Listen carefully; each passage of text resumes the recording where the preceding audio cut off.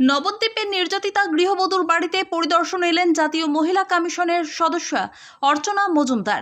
শুক্রবার দুপুরে সম্প্রতি নবদ্বীপ শহরের দক্ষিণাঞ্চলে এলাকার 5 যুবকের দ্বারা নির্যাতনের শিকার হওয়া বছর 18 নির্যাতিতা গৃহবধূর বাড়িতে এসে নারকীয় ঘটনার বিষয়টি গুরুত্ব সহকারে শোনেন জাতীয় মহিলা কমিশনের সদস্য অর্চনা মজুমদার। উল্লেখ্য, গত 2রা এপ্রিল বেশি রাতে এলাকার 5 যুবকের দ্বারা শারীরিক নির্যাতনের শিকার হন স্থানীয় ওই গৃহবধূ। ঘটনায় 7 এপ্রিল থানায় 5 দুষ্কৃতীর বিরুদ্ধে শ্লীলতাহানির অভিযোগ করলে তদন্তে নেমে 4 অভিযুক্তকে গ্রেপ্তার করে পুলিশ। এক অভিযুক্ত এখনো পলাতক। অপরদিকে প্রথমে শ্লীলতাহানির অভিযোগ করলেও পরবর্তীকালে সমাজ মাধ্যমে গণধর্ষণের অভিযোগ করেন নির্যাতিতা।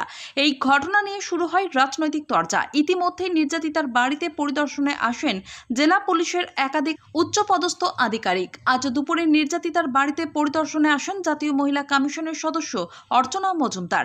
অন্যদিকে নিরাপত্তা ব্যবস্থা সুনিশ্চিত করতে নবদ্বীপ থানার আরক্ষা আধিকারিক জলেশ্বর তিওয়ারির নেতৃত্বে মোতায়েন করা হয় বিশাল পুলিশ বাহিনী। সৈয়দ জাফরের রিপোর্ট, সুন্দর বাংলা নিউজ। পশ্চিমবঙ্গে এরকম ঘটনা আমাদের রাষ্ট্রীয় মহিলা আয়োগের কাছে প্রতিনিয়ত এখন আসছে।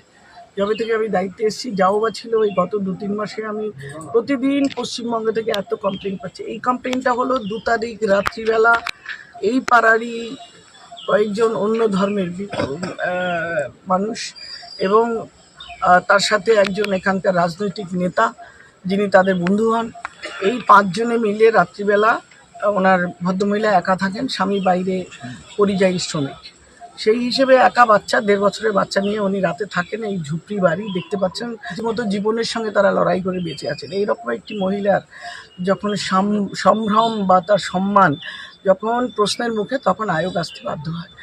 এই মেয়েটিকে রাত্রিবেলা 1টা-2টোর সময় দরজায় ঠকঠক করা হয়, ও খোলেনি।